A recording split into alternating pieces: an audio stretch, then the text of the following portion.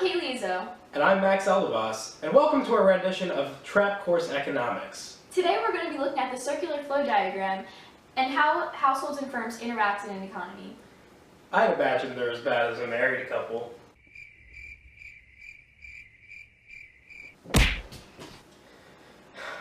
Wasn't that bad of a joke.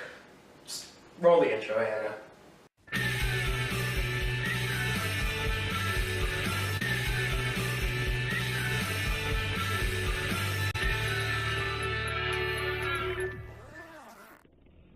We worked on that intro for probably 5 seconds. Anyway, to pick up where we left off, the circular flow diagram divides the markets into 2 categories.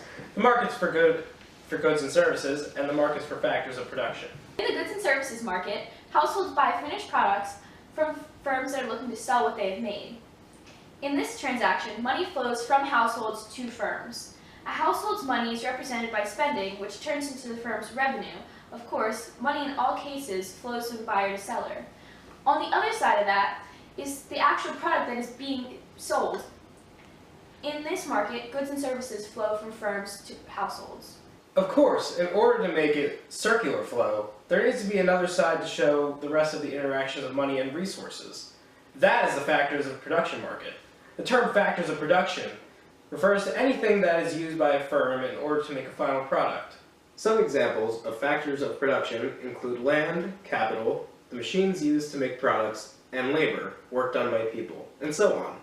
So, in the factors of productions market, households and firms play different roles than they do in goods and services market. When households provide labor to firms, they can be thought of as the sellers of their time or work product.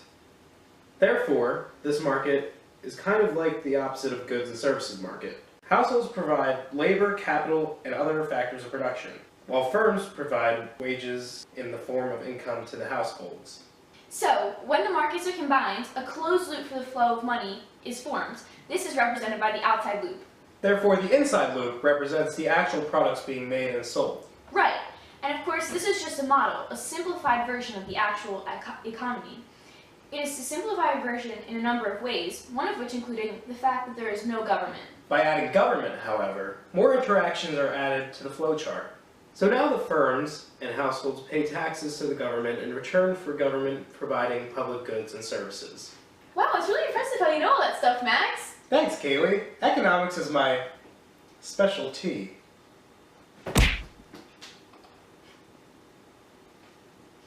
Anyway, the government plays an important role in the circular flow. Because the circular flow chart represents an actual economy, the amount of government interaction involved decides what type of economy it is.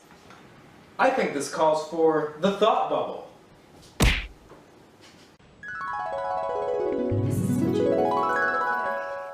The difference between a planned or market economy all comes down to who owns the factors of production. In a planned economy, the government owns the factors of production. So kind of like socialism or communism even? One would think, but no. In communism and socialism, there's a classless society and everyone owns the factors of production. Oh, I understand. But if the government controls everything in an economy, then it's called a command economy. Right. And on the other side of the spectrum, we have free market or capitalistic economies, where the individuals control the factors of production and government keeps their nose out of everyone's business. This is called laissez-faire. And in this type of approach to an economy, the industries and firms make their products to make a profit. They don't care if everyone is equal, like in communism. Since the consumers get to choose what kind of products they want, producers have to make the right kind of car so they can maximize their profits. Economists call this idea the invisible hand. I wish I had an invisible hand.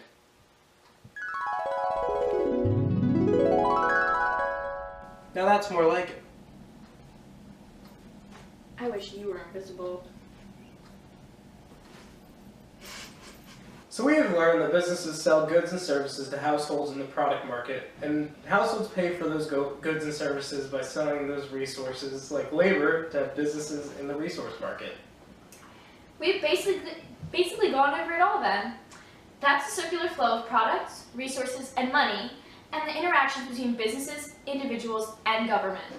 Thank you for watching Trap Course Economics.